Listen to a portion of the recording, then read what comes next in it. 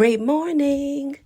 Thank you for joining us again on the See It, Decree It, Be It podcast, where we will pick up where we left off yesterday for part 2 of this amazing conversation with Ann Ramsdell.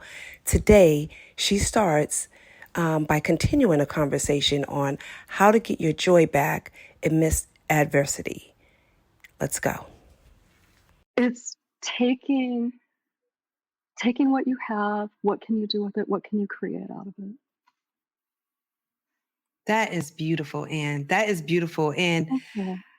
so many people need that. So many people, especially I think for women, we need to, like you just said, not power through it. Because I think for us, many of us, we're so, we're moms, we're wives, we wear so many different hats that our own needs become secondary, and we don't give Absolutely. ourselves the grace and permission to face the reality of what's going on with us.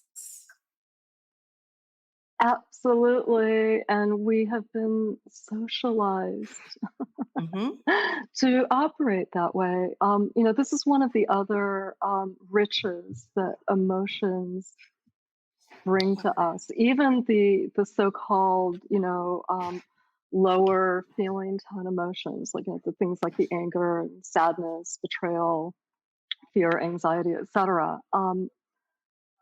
Those emotions, when you become fluent with them and really start dialing into them, they can help us identify our desires. And I think this is particularly important for women because, as you said, we don't inherently put our desires at the forefront. We have been essentially socialized that we are objects of desire and we Yes. are to serve other people in acquiring their desires. So we never really put ourselves at the forefront. We don't center our desires. And if we don't do that, then oftentimes we're not even clear on identifying our desires.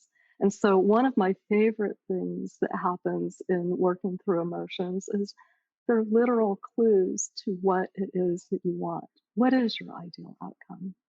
Does that make sense? It makes perfect sense. It makes perfect sense. And that is so wonderful. I think your program is so amazing. As you mentioned, I know a little bit about it because I happened to be there at this event and I heard about, all of the great things that you're doing. But please tell the viewers about your program and how they can find you. We're still in our conversation, but I just want to get that out there. I want people to know because there are many people, as unfortunately we know that there are many people who are suffering. It may not be cancer, it may be some other illness, it may be just life. They just may be in a bad place. And sometimes I believe it really helps when you have a person that you can lean on and come to for guidance that has had some experience to pull from, that from Mm. their own life experience, their own hardships, their own struggles, they've done what you've done, created a beautiful program that can help them in those areas. Because I think for women, particularly, it is hard for us. They say it's hard for men to ask for help. I think men ask for what they need far more than we do. For Oh, women, it's absolutely. very hard. Yeah, it's hard for us to ask for what we need. And if you could just tell us a little bit about your program and what you have going on right now, that'd be great. Okay, cool. Thanks for asking. So, I actually work with a variety of clients. So, one type of client that I do work with, as we've already discussed, women that are affected by a breast cancer or a cancer diagnosis. It doesn't necessarily have to be breast cancer. And so, I have programs for women surrounding breast cancer according to where they are in their experience. So I have one program for women who are newly diagnosed or are experiencing a recurrence.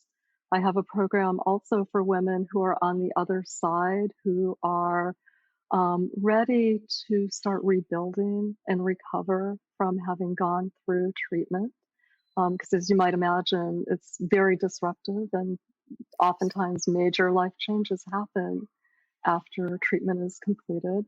I also have programs for women who do not have any cancer diagnosis or experience with it, and that those programs are, I think of them, it's going to maybe sound a little silly, but preventative medicine.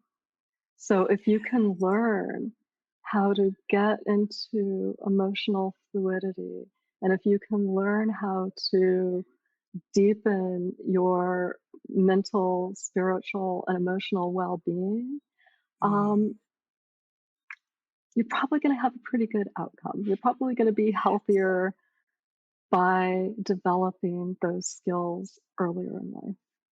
Do I have data for that? Hell no. Do I believe it? Absolutely. It's absolutely true. It's absolutely true. There is definitely a connection. Like you said, I mean, even by your own testimony, you mentioned when you were in that space of just kind of giving up, you were so weak you couldn't get out of the bed. I believe when you change, and I'm going to use a quote from one of my favorite authors and mentor, the beloved Wayne Dyer. When you changed the way you look at things, the things you look at change. Yes. And when you start, seeing yourself as more than a conqueror, as somebody who like, somebody who's going to push through the pain, that gives you energy. That gives your body energy. Sitting in the sun, going out in nature, that gives your body energy. When you become aware and now you start feeding yourself nutritious food, that gives your body energy. So all of that plays a part. And it's something that I speak to often too with my clients. I mean, not only, I understand the connection. I understand the connection, and thank you for offering these types of services to women who may not have breast cancer, who may not have a cancer diagnosis, but just to have the full spectrum of services, I think is so beautiful. And I thank you for that. So, could they go to your website to find that information out about your coaching programs? Absolutely. Yeah. All of my coaching programs are described in exquisite detail on my website. And that's also where people can schedule, a complimentary consultation call with me just to chat about them to see if it's a good fit, if it's something that they're interested in doing. So, yeah. That's wonderful. Thank you for that. Thank you. So I have a couple of more questions. So, as a spokesperson for the This is MBC Imagine project, you're advocating for increased awareness and support for people living with metastatic breast cancer.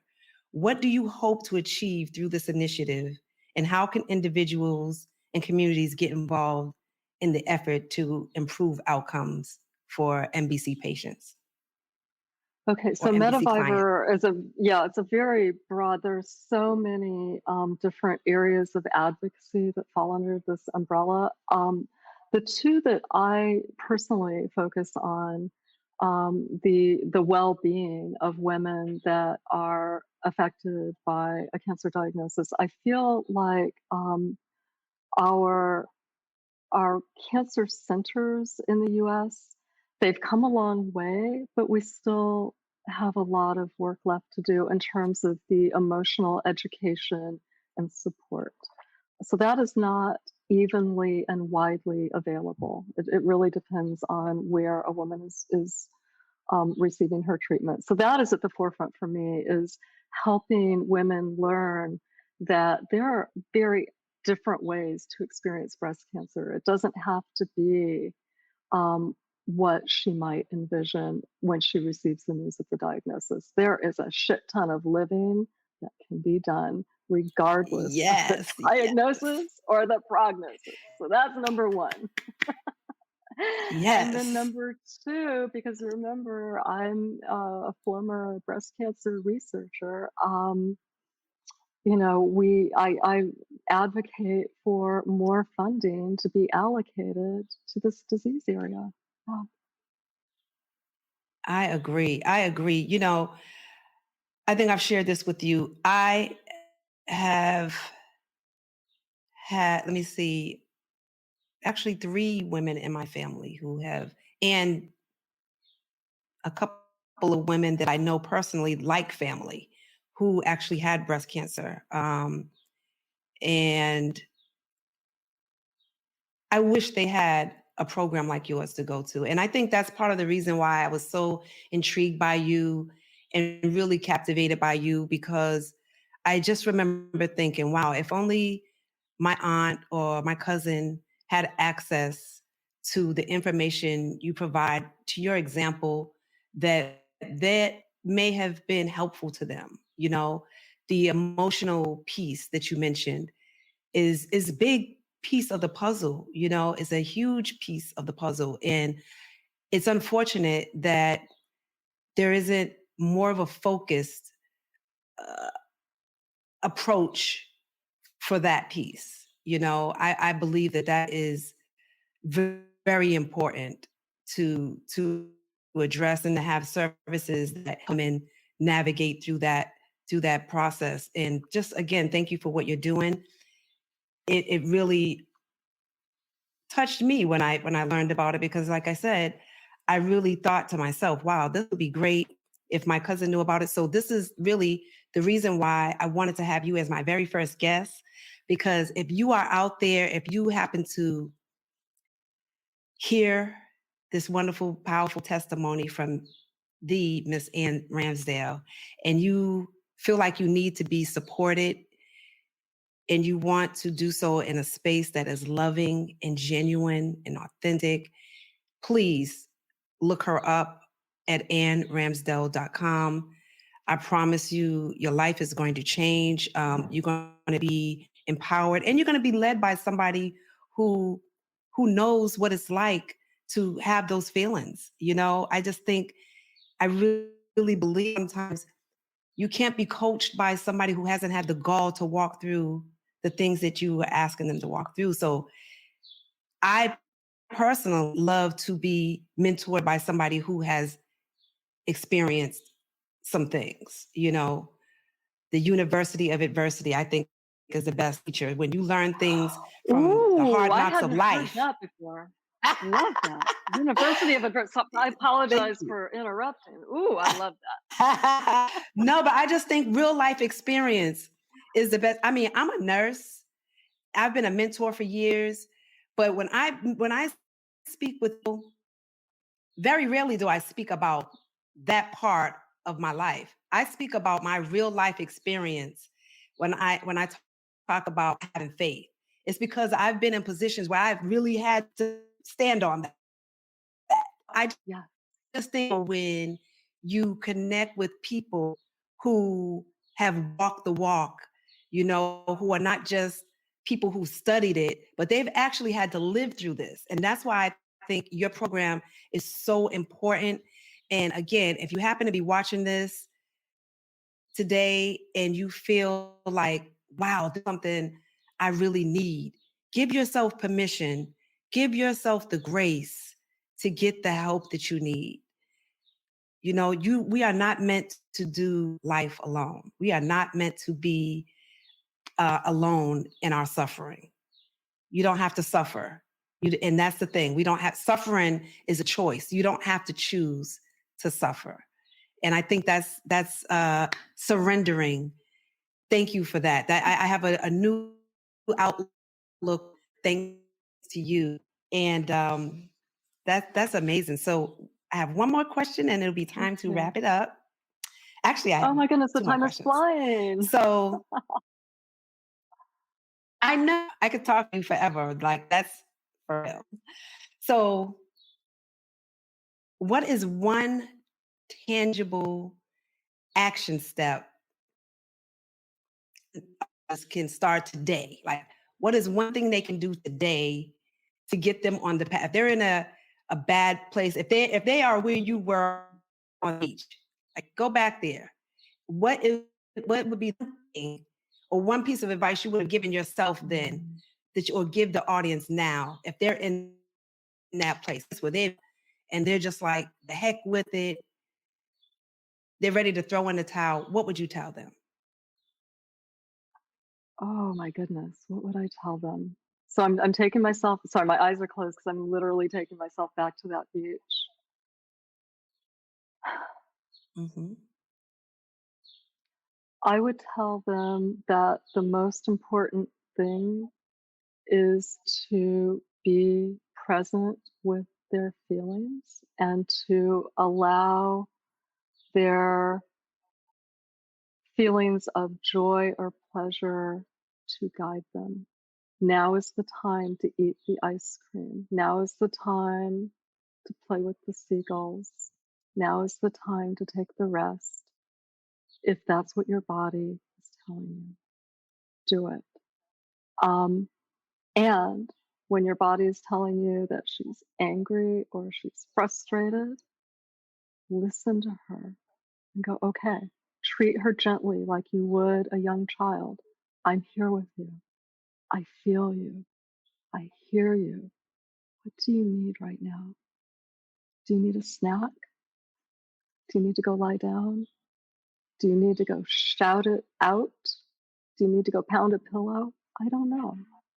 But whatever it is, be present to it and just go do it. It's within your capacity. Today's episode is sponsored by End Child Molestation Inc., a 501c3 nonprofit organization whose mission is to combat child sexual abuse through education and empowerment. Go do it. Just be present. Don't fight. That is what brought me back into warmer relationship with the maker dude. Is when I just utterly surrendered, Chanel. Just said, okay, maker dude, I don't know why I'm still here. Like, I didn't fight the news. I created in response to it. I took all of the steps. You decided to go in a different direction. Okay, that's fine. I will accept this. But you're going to need to tell me how to now live my purpose because I'm very confused by how this all went down.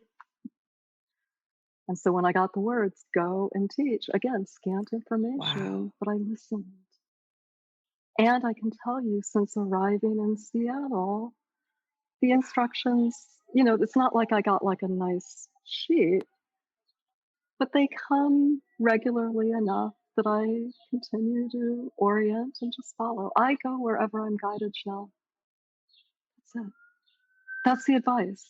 Wow. Let your feelings in your body guide you back to the divine that will bring you into whatever the next step is is going to be. Can I just say one more thing? I know we're short on time. Really want to touch on the Wow. concept of co-creation if we can. Time. Yes. Everything is a Yes. Let's go. co-creation. So we we have this amazing capacity that we call free will or agency. That is the gift of the human experience, which is different from autonomy, by the way. Autonomy is what goes on externally. We don't all have the same level of autonomy. We Mm, do have the same level of agency. mm. So the seed and the soil.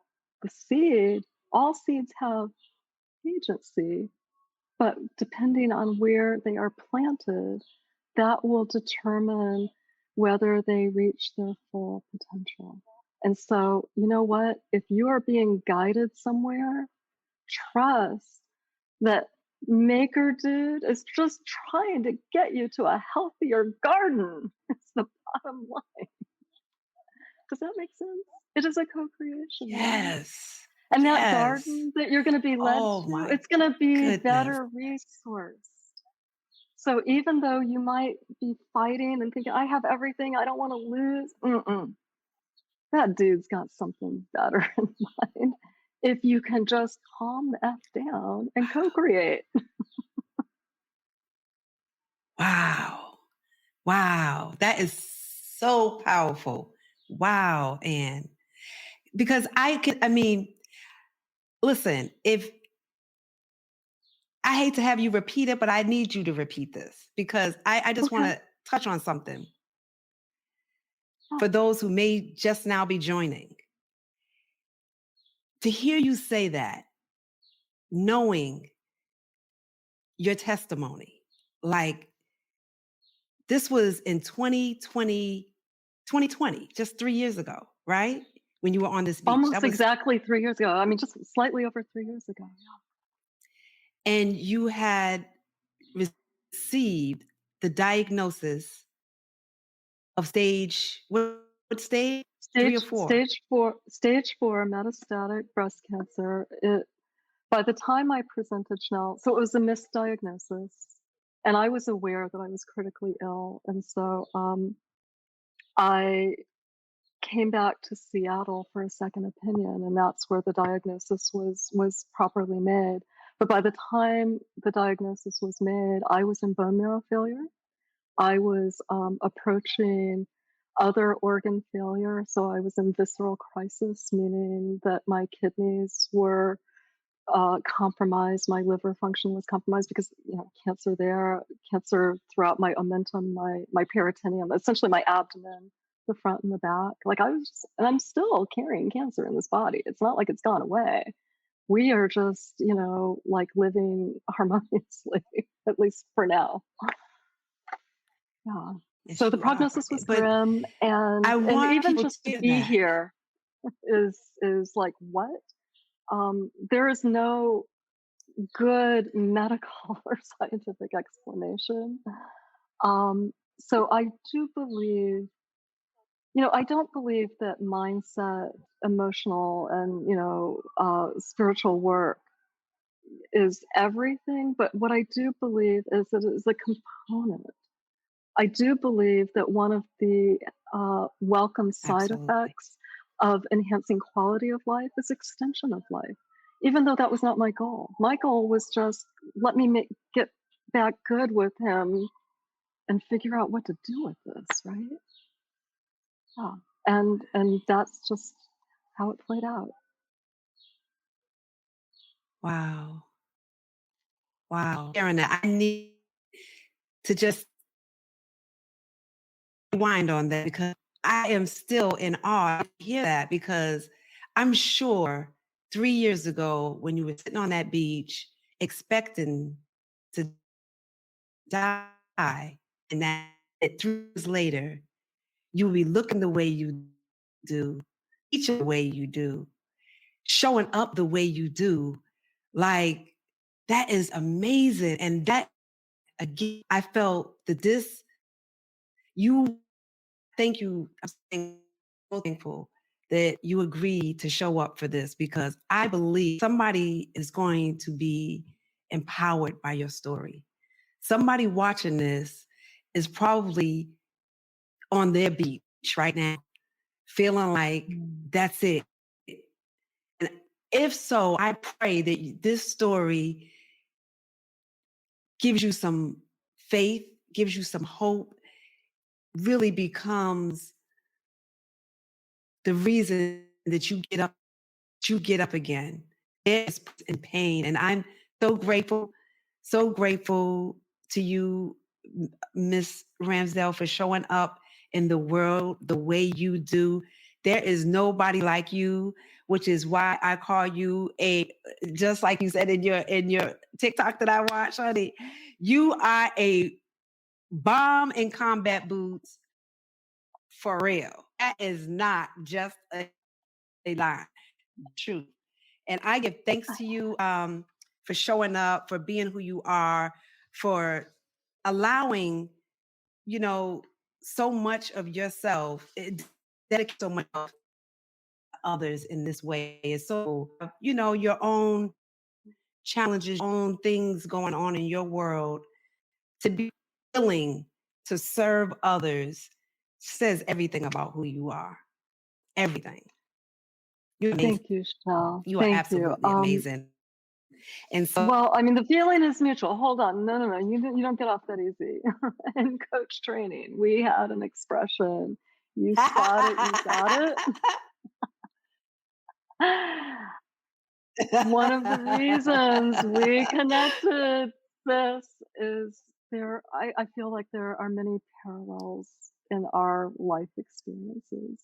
So everything that you're saying to me, I could just as easily turn it around and put that spotlight back on you. So thank you.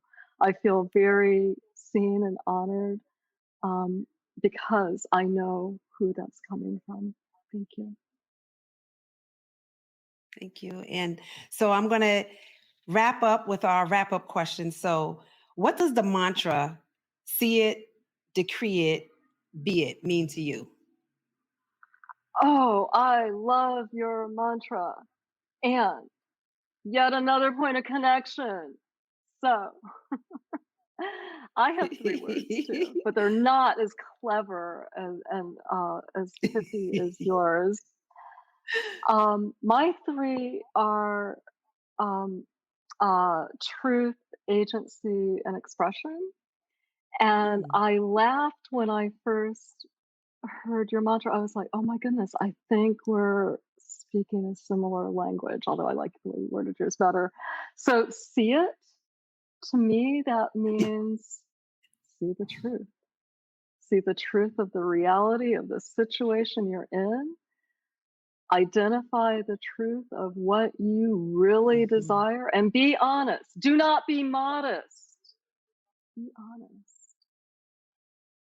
Be really clear and be specific, right? Don't be like, oh, I'm hungry. And like you go to a restaurant and just say, I'm hungry. Well, what are they going to do with that?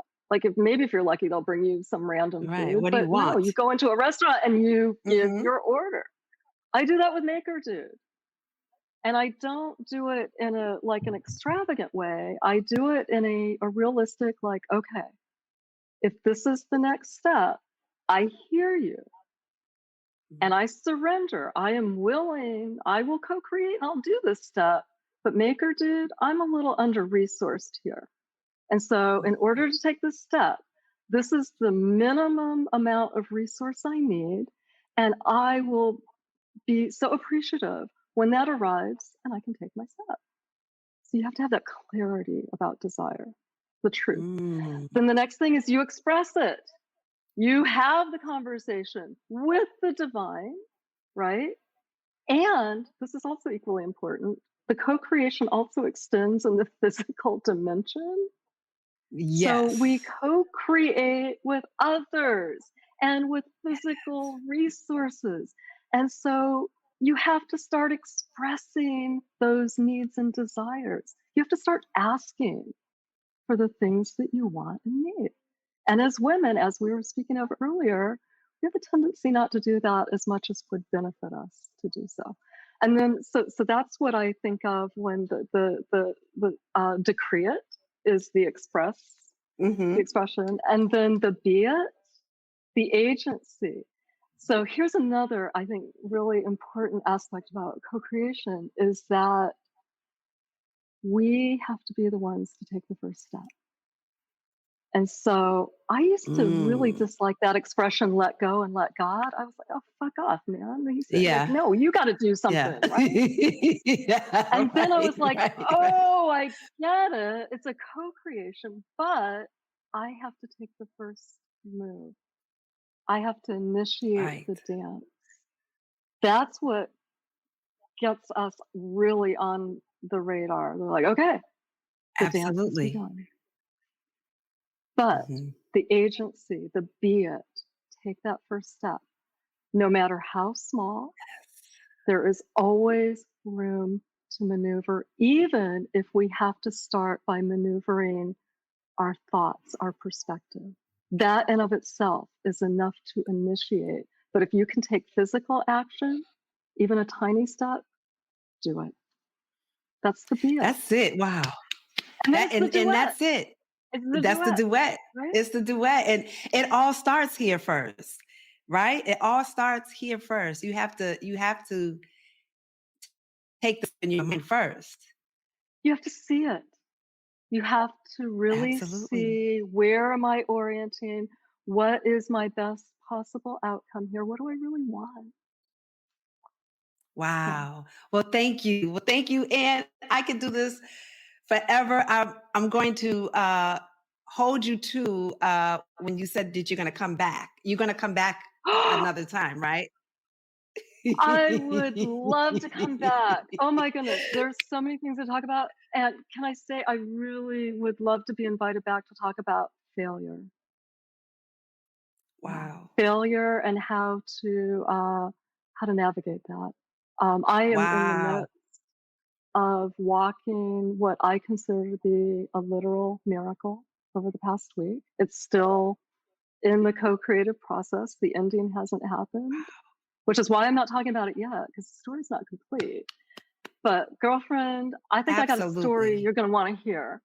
That's all I'm saying. It's initiated Absolutely. with failure. With failure, we're going from failure Wow. to like unbelievable. I can't believe all the resources that are like things are lining up to make something happen. That's what I want to hear. Yes. Well, you already know how I feel about you. This is Likewise. your home. So thank you again for showing up. Now, all I need you to do now is look at the camera and say, see it, decree it, be it, and say it like you mean it. May I? Absolutely. Okay. Yeah. Is another strategy because there are Yes. times Yes. when this needs to be pulled out for that conversation with the maker dude. Let's Because go. I don't go I don't go all like unworthy, please. I go like, this is what we need. Yes. Yes. And you are worthy of it. No more and no less. Yes, Just like ma'am. everybody else. We are all no more, no less. And no less. Yes. Yes. Okay. So you want me to say your mantra? I would love to say your mantra. Absolutely. Okay. Let me look in the camera because I have like wandering eyes. Okay. See it, decree it, and be it. There it is, y'all. You heard it from the legendary, the one and only, Ann Ramsdell. Thank you all for joining me today on See It, Decree It, Be It podcast, hosted by me, your girl, Chanel Swain. We've just wrapped up an incredibly inspiring episode focusing on thriving after a breast cancer diagnosis. I hope you found today's discussion as empowering as I did. As we bid farewell to today's episode, I want to leave you with an important message. October is Breast Cancer Awareness Month, a time when we come together to raise awareness and support those who have received the breast cancer diagnosis. If you know someone who has received this diagnosis, please love on them. Please inspire them. Please encourage them. Please walk with them. See it, decree it, be it. It's not just a tagline for us. It's a model for life. Our goal is to always inspire those to see themselves as the empowered versions of themselves, to speak love and life to themselves, and also to be the empowered person they see. See it, decree it, be it. See you next week.